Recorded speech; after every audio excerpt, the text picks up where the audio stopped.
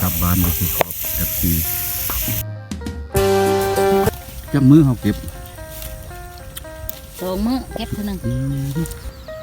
ป่านี่ถ้าว่ามียังเหลือเนาะแต่ว่าตอนเช้าๆเนี่ยมันก็ต้องบอน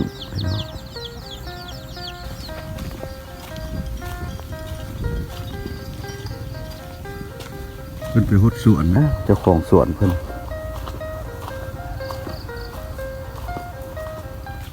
พอสิมาขอไม้โบ่งนะไปปลูกขมายเสียงไฟนี่ปลูกมาเพิ่นเดือน4เลยจะปลูกหลายอยู่เลี้ยงไก่อยู่นาพอดีมาเจอน้องๆเพิ่นฮดสวนมันปิดมักทั่ว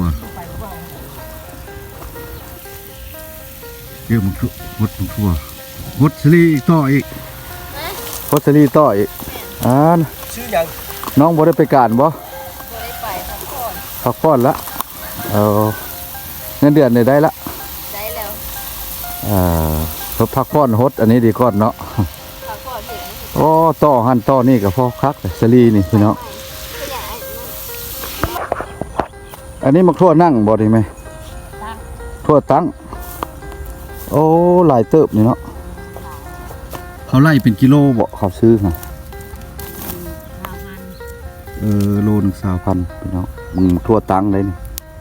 มักทั่วจำนวนนี้แล้วเพิ่นปลูกนั่งดิดเลยบ่ได้ใส่ค้างเลยก็เป็นการดีพี่น้องเพราะว่าปลูกอันพืชใส่นาเฮาเนาะต่อสลีเพื่อก็ได้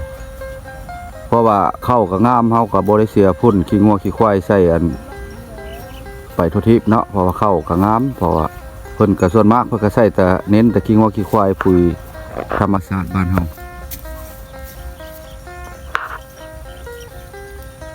ทุ่งนาก็ส่วนมากก็บางจุดก็สิหมดแล้วเนาะพอเพิ่นสวนเพิ่นละยังอยู่ยังต่อใส่ไม้อยู่โอ้สวนทั่วเพิ่นหลาย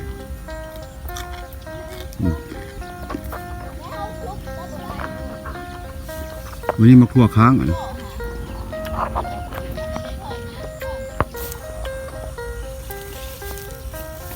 จักมือเขาเก็บ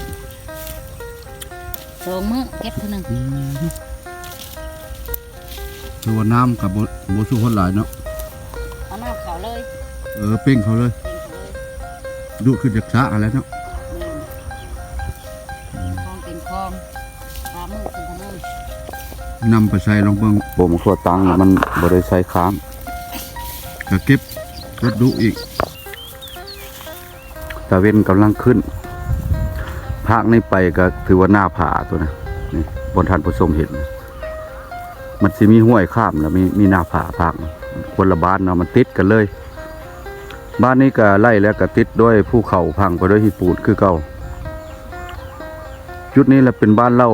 างัวเด้อเพราะว่าทุ่งนาบ้านเล่างัวบ้านถ้ำแล้วก็จุดนี้แต่ว่าบ้านถ้ำบ้านตาลกระบูดเชียงแหวนกับผานั้นผาบอนผาอาทิตย์ออกนี่ก็แม่นบอนบ่าวแปลงไปท่ายบอนนั้นอันนั้นบอนถ้ำน้ำเที่ยงทำศักดิ์สิทธิ์นะเนาะ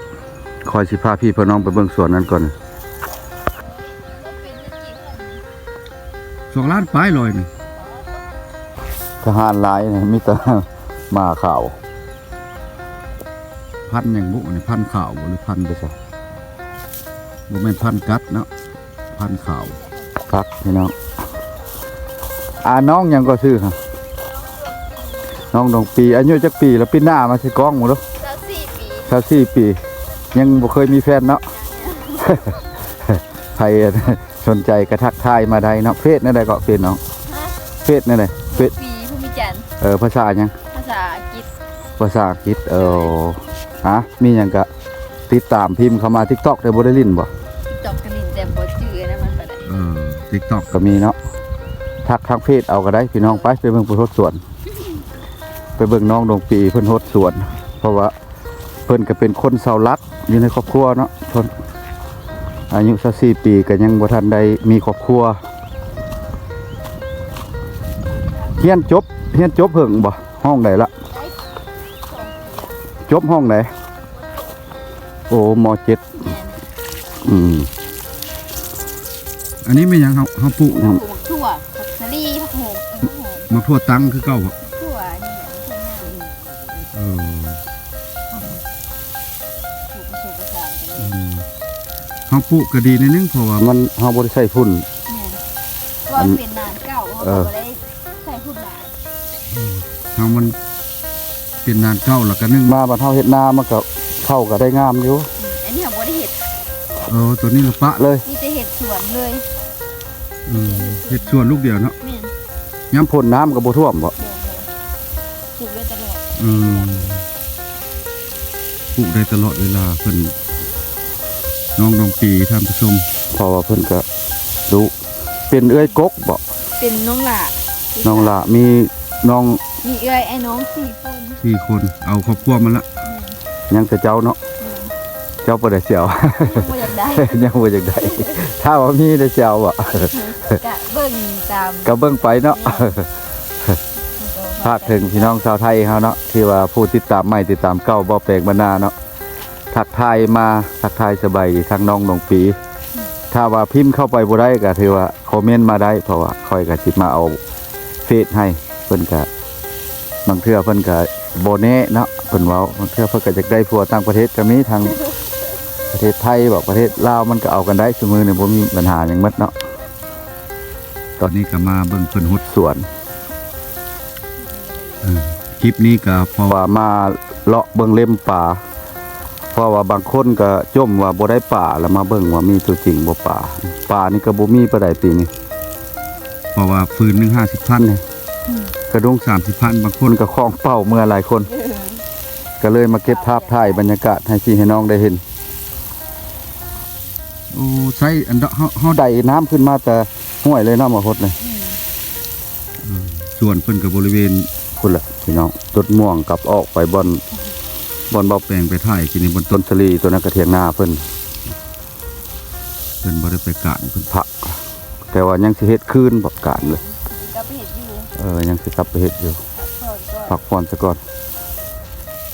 ก็สบายพอใช้ชีวิตแบบ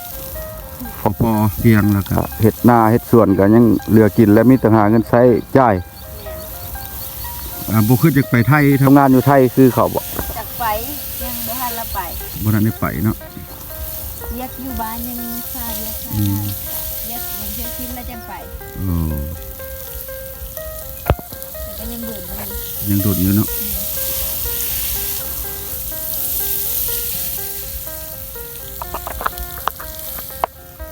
เฮาเอาขี้แก้บปกเฮาเอาเพื่องปกเลยเนาะ ถ้าเราเห็ด นี่บ่แต่สอนเพชรเสียเพิ่นท่านผู้ชมนี่ทำสิกินบ่ได้ซื้อเลยนี่ตั้งแต่หมกเพชรอันนี้ส่วนหมกเพชรเราส่วนหมกเพชรน้องดงปีอันนี้ภาคนี้ก็คือพี่ประชาอันไตมีแห้งไตหูได้พี่น้องขามพังหลายเนี่ยเขาเจ้าผักพี่ประชาบรรทับพังส่วนมากเขาเจ้าจะผักเอาเนาะพี่ประชาผักบรรทับคนไตมีแห้งแล้วบ่ได้จูดผักเอาพี่ประชาเมื่อไรในผัก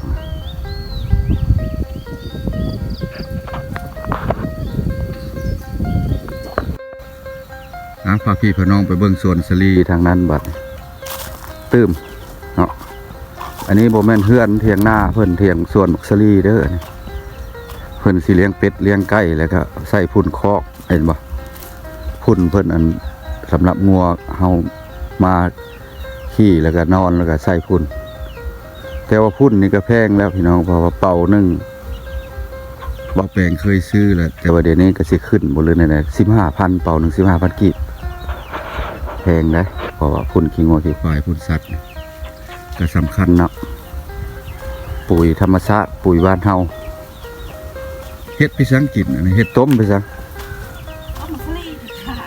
ต้มสลีใครอยู่เนาะกับสวนขายคู่มือบ่กี่ล้อบ่แมงจีนายอันนี้เพิ่นต้มสลีพี่น้องต้มสลีไปขายสวนเพิ่นเองเพิ่นบ่ได้ซื้อเด้อขายในหมู่บ้านนี่ก็หมดบ่ได้ขายตลาดเนาะขายในบ้านเฮาก็หมดเราขาย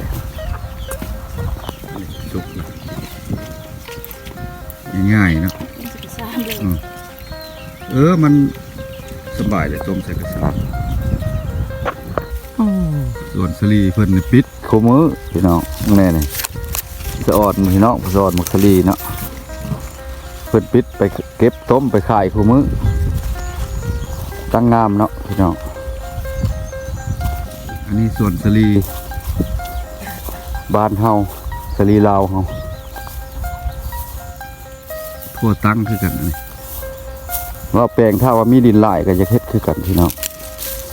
เพราะว่าดินก็มีเยอะดินนาทั้งสุดแต่ว่าบ่หลายมันหักไก่น้ำอันนี้เพิ่นอาศัยน้ำห้วยนี่เอาได้หดเลยละสบายส่วนมากก็จะเป็นมดและส่วนในหมู่บ้านเนี่ยมีแต่ส่วนเพิ่นเนี่ยเพิ่นหดเอาได้หดส่วนมากก็มดถือว่าไผเฮ็ดสุดท้ายแล้วได้เปรียบมันก็แพงขึ้นเนาะเป็นมักทั่วบางอย่าง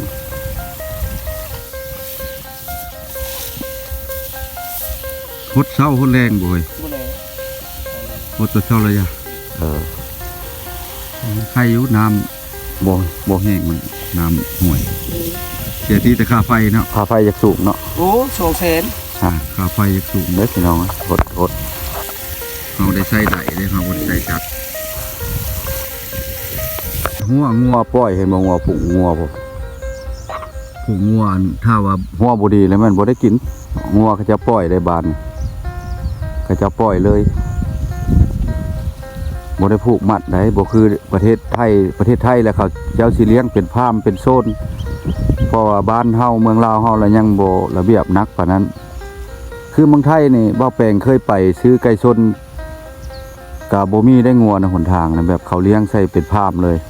อันนี้ยังงัวควายหลายอยู่สะอ่อนเนาะมีแต่เครื่องกินตัวนี้สิเป็นเจ้าหนึ่งอีกส่วนเดี๋ยวเทียมเพิ่นคนละเจ้ามักทั่วกันหลายทั่วมันหลาย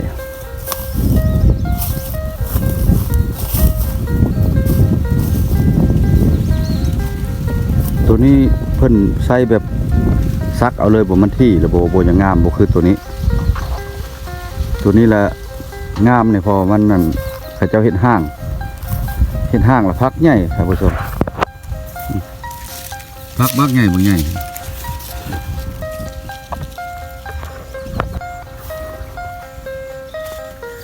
ตัวนี้ค้างเป้าแล้วน้ำก็เอาน้ำห้วยนี่แหละห้วยบนเฮาอันบนบ่อแปลงมาถ่ายบนห้วยตึกป่าแหละครับผู้ชมห้วยหนองฮีนี่แหละเห็นสิว่าละบ้านนี่ก็อุดมสมบูรณ์อยู่อยากกินหน่อไม้น้ำมันก็ได้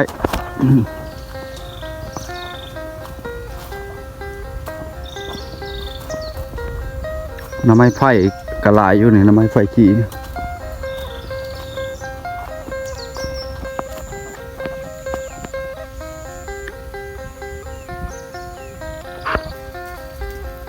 อยากกินหน่อไม้ก็ขึ้นไปนี่เนี่ยเจ้าหน้าก็ออกแล้วไผ่รวมเนี่ยขึ้นไป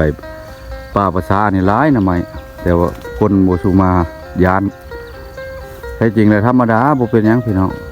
คนทางยานจะซื้อเนาะพี่ห้วยบนผ้าแล้วสุดทึ่งพี่นี่ขึ้นหัวพี่นี่เห็นบ่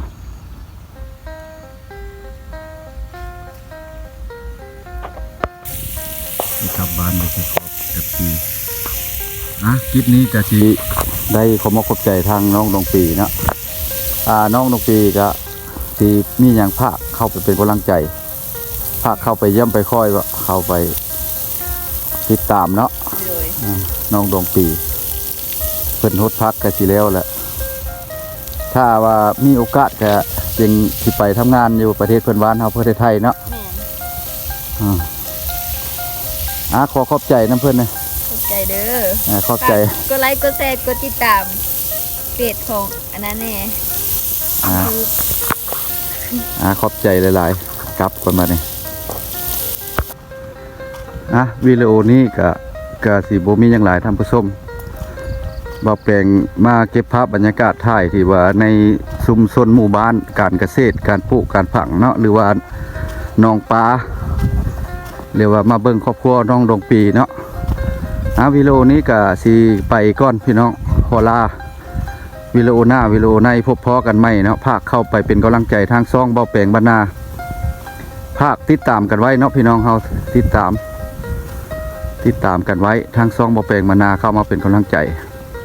เพราะว่าได้เฮ็ดคลิปต่อไปผู้ติดตามใหม่ผู้ติดตามเก่าก็ได้ไปก่อนพี่น้องไปก่อนบ๊ายบาย